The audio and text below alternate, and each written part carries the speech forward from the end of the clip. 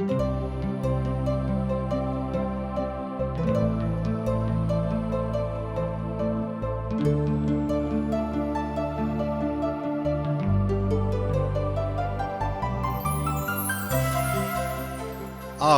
हम सब TWR India द्वारा प्रस्तुत कार्यक्रम असक इजोत देख रहल छी।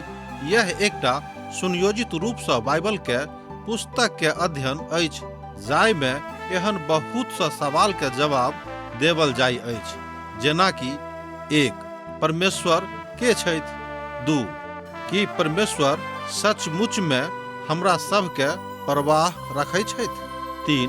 परमेश्वर के हमरा जीवन के प्रति की इच्छा छनि? ई बातों के कृपया देखू आ सुनू, जाय सँ परमेश्वर अहाँ के ज्योति बनल रहे। आशा के इजोत मैथिली कार्यक्रम में हम एक बेर और अहाँ के अभिनंदन प्रभु यीशु मसीह के मीठ आ पवित्र नाम सँ कह रहल छी। आजुक दिन हमरा सब भजनक पोथी में छी। आजुक दिन हमरा सब 127 भजन सँ लऽ कऽ 130 भजन धरि अध्ययन करब। ई एकटा बड़ अद्भुत और अभिभूत करऽ वाला यात्राक भजन अछि। ई बड़ अद्भुत शनि दिनक रातिक सेहो भजन कहल गेल अछि, अर्थात लोक सब शनि दिनक राति में एहि भजनक खूब नीक रीति सँ ओहि काल में गाबैत छलाह। एहि तरह विद्वान सभक मत छनि, हुनका सभक यह मान्यता छनि। आर दूसर कोनो नाम सँ बड़ अद्भुत नाम नहीं अछि जे यीशु के नाम अछि। एहिठाम भजनक शक्ति के परिप्रेक्ष्य में अर्थात भजना के पराकाष्ठा के विषय में बतायल गेल अछि आ तकरा ऊपर प्रकाशन देवल गेल अछि। अखन यात्रा के सर्वोच्च शिखर पर हमरा लोकनि पहुँच गेल छी, अर्थात जन हमरा सब सियौन पहाड़क ऊपर मंदिरक परिसर में आबि गेल छी। मंदिरक परिक्षेत्र में आबि गेलहुँ हैं तऽ हमरा सबक यरूशलेमक मंदिर देखाई पड़ि रहल अछि, किएक तऽ ई मंदिर एही परिक्षेत्र में छलीके। ई भजन आजुक दिन में सेहो बड़ नीक रीति सँ विश्वासी लोग गाबैत छथि। हमरा सभक जिंदगी में काज सेहो दैत अछि कि हमरा सब एखनो प्रभु के सम्मति में आबि कऽ एहि बातक बड़ परिष्कृत दृष्टिकोण सँ देख सकैत छी आ तकरा मानि सकैत छी। आर ई प्रभुक ऊपर एकटा अंतिम भजन कहल जा सकैत छै जे भजनकार ओहिठाम एहि रीति सँ लिखने छथि कि हुनका सँ बेसी सहारा दिअ वाला आर केओ मनुख जाति के नहि छथि, अर्थात मनुख जाति के हुनका सँ बेसी केओ सहारा नहि दऽ सकैत छथि। एहि भजनक उपयोग बहुत महत्वपूर्ण काल में होइत आयल अछि। ई बहुत पैघ दोसरो अवसर पर भजन हुअ बला अछि आ एही रीति सँ भजन 127 आरंभ होइत अछि। ई उपाधिक एकटा भजन सेहो कहल जा सकैत छै। सुलेमानक मनोदशाक ऊपर एहि भजन में बतायल गेल अछि, अर्थात हुनक वस्तु स्थिति केहन रहनि तकरा ऊपर एहिठाम परिलक्षित कयल गेल छैक। सुलेमानक विषय में बखान शायद हमरा लोकनि सुनलहुँ हैं जे दाऊदक के पूत छलाह आ जे प्रभु के मंदिरक ओतऽ बनाबे में बड़ महत्वपूर्ण भूमिका निमोने रहथि। मुदा सुलेमान प्रभु से कहलनि कि हे प्रभु, हमरा अहाँ अपन ज्ञान आ बुद्धि दिअ, जाहि सँ प्रभु हम अहींक जकाँ जेना अहाँ चाहैत छी हम अपन राजपाट कऽ सकी आ तकरा चला सकी। एहि भजनक भजनकार सुलेमान छथि। अहाँ एहि तरह बाजि सकलहुँ हैं, जँ बाड़ी के यहोवा नहि बनाबैक तऽ और बनाबे वाला के छथि, अर्थात हुनक परिश्रम व्यर्थ भऽ जेतनि। जँ नगरी के रक्षा यहोवा नहि करैत छथि तहन रखवाला की कऽ सकैत छथि। एहिठाम भजनकार बाजि रहल छथि कि जँ बाड़ीक बनबे वाला यहोवा नहि बनौताह तहन केओ बाड़ीक नहि बना सकैत छथि, मुदा हुनक परिश्रम व्यर्थे में रहि जेतनि। जँ नगरी के रक्षा यहोवा नहि करतथि तहन रखवालाक ओतऽ रहनाइ वा हुनक जगनाइ व्यर्थ भऽ जेतनि। एहि बातक अहाँ एक पद सँ लऽ कऽ 2 पद में देख सकैत छी। अहाँ जे जल्दी उठि कऽ और देरी सँ विश्राम करैत छी और दुख सँ भरल भोजन करैत छी, ओ सबटा बात अहाँक लेल व्यर्थ अछि, किएक तऽ ओ अपन प्रिय लोकक अनेरे एहि तरह नहि बिसराबैत छथि। एहि तरह हमरा लोकनि देखैत छी कि भजनकार बाजि रहल छथि कि पिता परमेश्वर अनेरे अपन विश्वासीके नहि छोड़ताह आ नहि हुनका तकलीफमे रहऽ देथिन। एहिठाम हमरा लोकनि देखलहुँ एहि भजनक अर्थात एक पद आ दू पदमे भजन भेल 127। एहि दुनू पदमे तीन बेर कऽ कऽ जँ अहाँ देखबै तऽ यहोवाक नामक बतायल गेल अछि, अर्थात जँ प्रभु अहाँक संगे छथि आ जँ अहाँक संगे रहताह तहन ई संभव अछि कि अहाँक विरोधी केओ नहि हेताह। कारण अछि कि परमेश्वर अहाँक मदद कऽ रहल छथि। कोनो काज प्रभुक बिनु सफल नहि भऽ सकैछ। इएह कारण अछि जे एहि भजनक शनि दिनक रातिक अद्भुत भजन कहल गेल छनि। प्रभु यीशु मसीह कहैत छथि कतऽ तऽ मत्तीके रचल सुसमाचार तकर 6 अध्याय 31 पद सँ लऽ कऽ 34 पदमे, अर्थात एहिठाम बतायल गेल अछि कि अहाँ कोनो बातक लेल चिंता नहि करब जे की खायब, की पियब आ कतऽ रहब आ की पहिरब।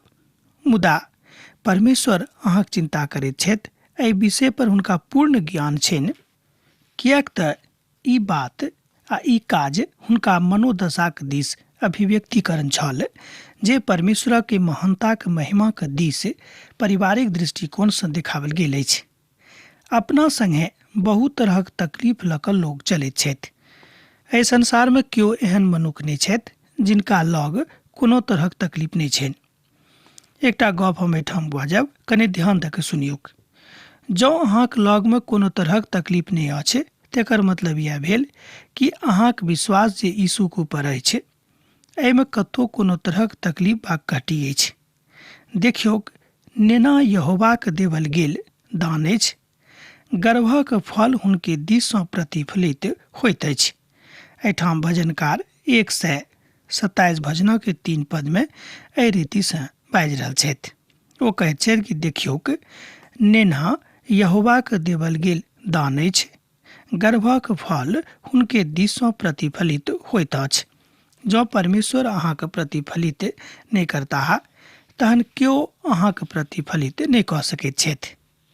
एहिठाम तीर्थयात्री, हुनक पत्नी आर हुनक धियापुता छथि, अर्थात हुनका संगे सब केओ छलाह आ ओ सब बाजि रहल छथि कि जँ परमेश्वरक विशेष कृपा तीर्थयात्रीके ऊपर नहि रहतैक तहन ओ कोना कऽ वा कहिया ओतऽ पहुँच सकैत रहथि। आ ओ सभक सब यरूशलेममे छथि। प्रभुके धन्यवाद दियौन जे हुनका ओतऽ आनेमे ओ सब सफल भेलाह। ई प्रभुक मात्र कृपाके कारणे ई बात ओतऽ संभव भेलैक। जेना कि हमरा लोकनि देखैत छी कि वीरक हाथमे तीर अछैतो ओ मारल जाइत छथि। कारण की अछि कि हुनका ऊपर प्रभुके कृपा ओहि कालमे नहि रहैत छनि। कतेक धन्य छथि ओ पुरुष जे अपन तर्कसके ओहि बातसँ भरि लेने छथि। ओ फाटकक लग शत्रुसँ कथा करैत आ संकोच नहि करताह। ई बातक अहाँ एहिठाम देख सकैत छी भजन 127 आ तकर 4 आ 5 पदमे। हुनक धियापुता हुनक बखान करतैक आ ई बड आरामक दिस इशारा करैत अछि, अर्थात ई बड आराम दिअवला, ई बड शांति दिअवला गाथा अछि जे अहाँक लगमे धियापुता छथि। आब अहाँ एहि बातक विश्लेषित कऽ कऽ देख सकैत छी कि अहाँक धियापुता अहाँक लेल कतेक आशीषक कारण बनल छथि, बा अनेरे अहाँ अपन धियापुताके पाछूमे पड़ल छी आ हुनकासँ अहाँके कोनो फायदा नहि भऽ रहल छनि। कहियो एहि बातक ऊपर विचार कऽ कऽ देखलहुँ हेँ कि हमरा सब परमेश्वरक की एहने धियापुता बनि गेल छी। आ जे भजनकार एहि भजनक लिखने छथि ओ शायद एहि बातक खूब नीक रीतिसँ जानैत छलाह। तहन ओ बाजि रहल छथि कि हमर जे बढ़ती भऽ रहल अछि, हमरा घरमे जे धियापुता बढ़ि रहल छथि, ई सबटा बात परमेश्वरक ऊपर छनि बा हुनके आशाके कारणे हुनके आशीर्वादक कारणे आ हुनके ऊपर जे नजर राखैत छथि एहि कारणे हुनका जिंदगी में भेल छनि। तहन अहाँ बाजि सकैत छी कि जे त्रासदी मनुष्य जाति के जिंदगी में आबि गेल छनि, एहि त्रासदी के पिता परमेश्वर हुनका जिंदगी से समाप्त कऽ देतनि। ये बातक अहाँ एहिठाम देखलहुँ हैं जे भजन 128 आरंभ मात्र अछि, मीठ आ दुखद घर। अब अहाँके घर कोन तरहक अछि? अहाँ अपन बाड़ी का, अपन परिवार का कोन तरहक बनौने छी? दुखी रहबला बा आनंदित रहबला बा कुड़कुड़ावे वाला बा झगड़ा झंझट करबला बा खाली दुष्टता के काज करबला, खाली डींग मारबला कोन तरहक परिवार अहाँके बना के रखने छी, ई अहाँके ऊपर अछि कि अहाँ अपन परिवारक कोन तरह से शिक्षा दऽ कऽ, कोन तरह के बात सिखा कऽ हुनका कोन तरह तैयार केने छी। एकटा दुखद यह बात अछि कि जहन हमरा सब अपन धियापुता के नीक शिक्षा नहि दैत छी आ एहि विषय पर हुनका सँ आशा राखैत छी कि ओ अहाँके लेल आशीर्वादक कारण ठहरैक, मुदा ई बखान कोनो नीक नहि लागैत अछि जँ अहाँ एहि तरहक बात अपन जिंदगी में कयने छी। आ प्रभुके माने वाला बात बा प्रभुके सिखावे वाला बात पारिवारिक बातक दिस अहाँके जोड़ैत अछि। आर अब पहिल पद में एही बातक नेम देवल गेल अछि कि अहाँ अपन परिवार के कोन तरह के शिक्षा दऽ रहलहुँ हैं बा हुनका अहाँ कोन तरह तैयार कऽ रहलहुँ हैं। भजन 128 तकर 1 पद, कतेक नीक छथि ओ सब जे यहोवाके भय मानैत छथि और हुनक बाटक ऊपर चलैत छथि। एक बेर आर देखियौ हमरा संगे, कतेक नीक छथि ओ सब जे यहोवाके भयके मानैत छथि आर हुनक बाट दऽ कऽ चलैत छथि। एहि बातक एहिठाम भजनकार बाजि रहल छथिन कि ओ कतेक नीक लोग छथि जे अपन धियापुताके आनंदित रहबाक सनेह सिखौने छथिन। नीक नेब परिवारक बड आनंदित कऽ दैत अछि। जँ अहाँ अपन परिवारक ऊपर नीक नेम दऽ कऽ अपन परिवारके नहि बढ़ा रहलहुँ हैं, तेकर मतलब यह भेलै कि कोनो रीतिसँ अहाँ अपन परिवारके सुखी नहि राखि सकैत छी। परिवारक मंत्रणा लऽ कऽ कोनो तरहक काज अहाँ कऽ रहलहुँ हैं, तहन एहिठाम एकटा भावनात्मक तथ्य जुड़ि कऽ अबैत अछि कि अहाँ दोनों मिलकऽ अर्थात पति पत्नी मिलकऽ जिंदगी कोनो फैसला लऽ रहलहुँ हैं कि अनेरे असगरे लऽ रहल छी। ई बात उचित नहि लागैत अछि। आरंभ में भऽ सकैत कि किछु दिन, किछु कालक लेल, किछु बरखक लेल, किछु महीनाक लेल, किछु मासक लेल ई बात अहाँ दुनू के बीच में उचित हैत, मुदा कालांतर में देखबे जे उचित नहीं अछि। ई बात बड़ स्पष्ट रूपे एक दोसर गोटेक संगे लागल रहबाक आवश्यकता अछि। हमर प्रिय भाई बहिन, जाबे धरि प्रभु के प्रेम, यीशु के नेह अहाँके परिवार में नहीं रहत, अहाँ आनंदित नहीं भऽ सकलहुँ हैं बा अहाँ आनंदित भऽ कऽ अपन जिंदगी के व्यतीत नहीं कऽ सकलहुँ हैं। यह एकटा महिमा के महान विहंगम दृश्य एहिठाम प्रभु के दास बता रहल छथि।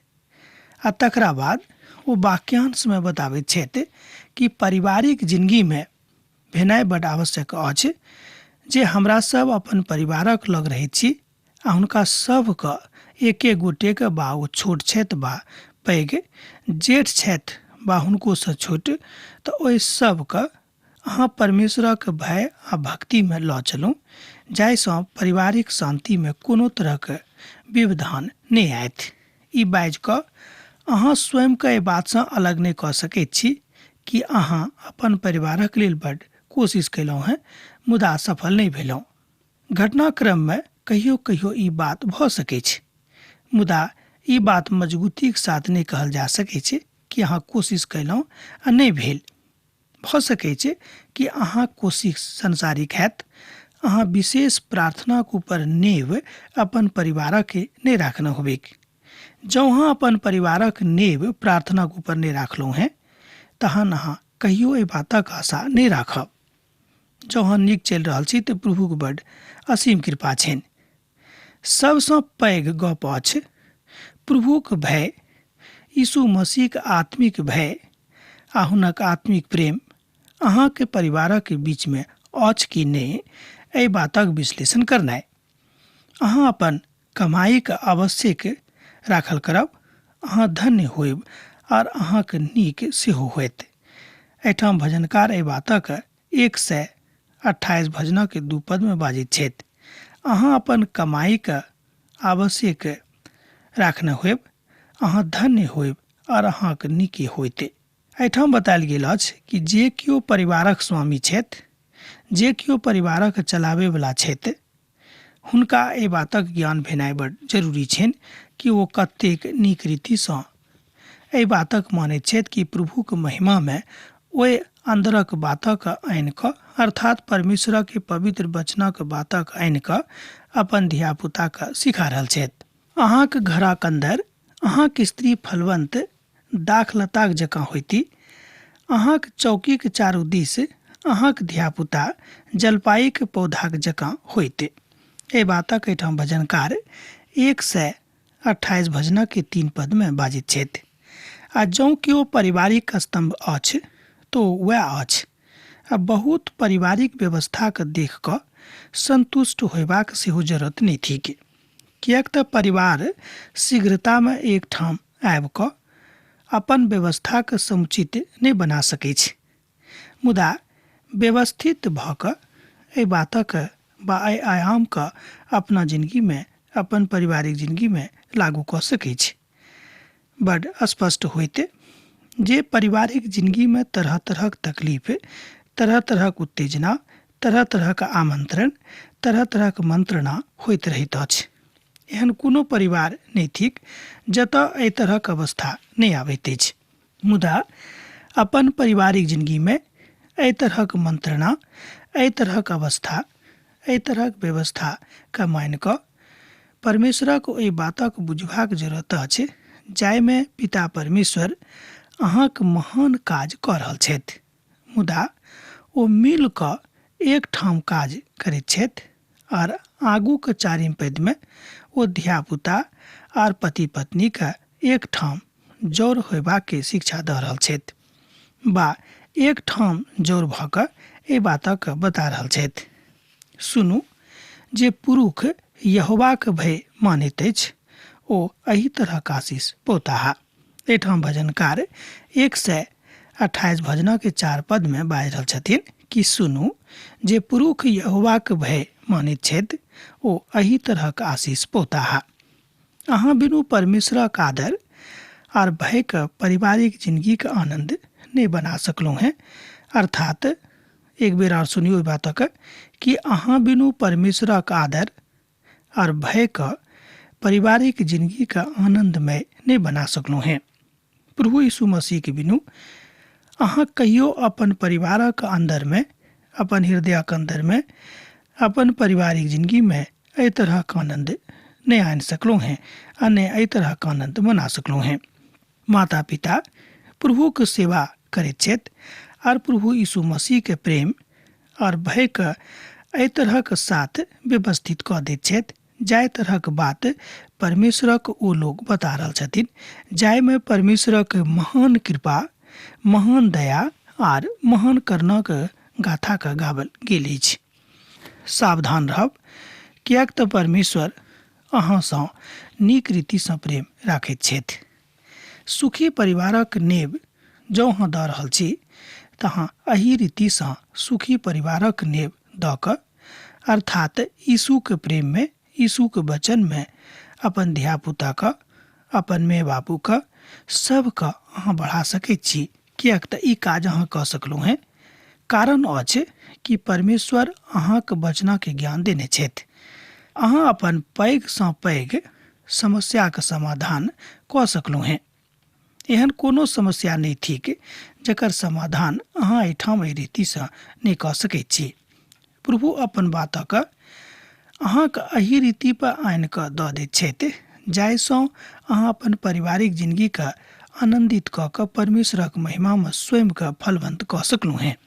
अहाँ प्रभु यीशु मसीहमे अपन सबटा पारिवारिक समस्याके समाधान कऽ सकैत छी। सोझ गपमे उत्तर इएह भेल, यहोवा अहाँके सिय्योनसँ आशीष देतथि आर अहाँके जिंदगी भरि जायत। यरूशलेमक कुशल ओ देखैत छथि, परंच अहाँ अपन नाती पोताक सेहो देख पायब इसराइलक शांति भेटेके। एहि तरह पिता परमेश्वर आशीष दऽ रहल छथि कि अहीं टा ने मुदा अहाँ अपन नाति पोता पोती सबके आनंद के देखबेक बा देख पायब, कियाक तऽ इसराइल का एही तरहक शांति के वरदान इसराइलक प्रभु परमेश्वर इसराइली के देने छथि। जहन हमरा लोकनि बाजि सकैत छी कि अहाँ वा हम अब नव इसराइली थिको हैं, कियाक तऽ हमरा सब परमेश्वर से नेह करनाइ आरंभ कऽ देने छी। भजन 129 आर भजन 130 के आरंभ एहिठाम एहि रीतिसँ होइत अछि। एहि भजनक संबंध में एकटा बड़ रुचिकर बातक बतायल गेल अछि आर ओ ई थी कि हम अहाँके बता देब वा बताबऽ चाहैत छी।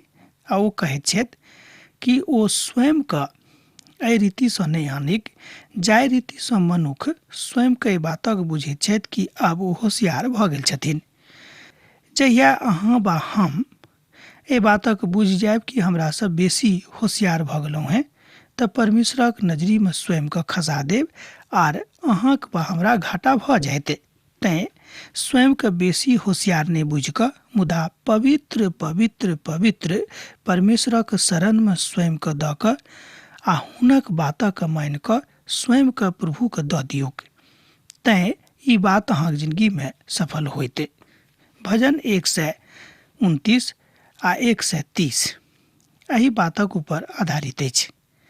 एहिठाम एहि रीतिसँ बतायल गेल अछि कि हमरा सब कोना कऽ अपन प्रभुक संगे अपन जिंदगी के यात्रा में चलि सकैत छी। भजन 129 में यात्री अपन जिंदगी के दिनक स्मरण कऽ रहल छथि आर अपना ऊपर प्रभु के हाथक देख रहल छथि।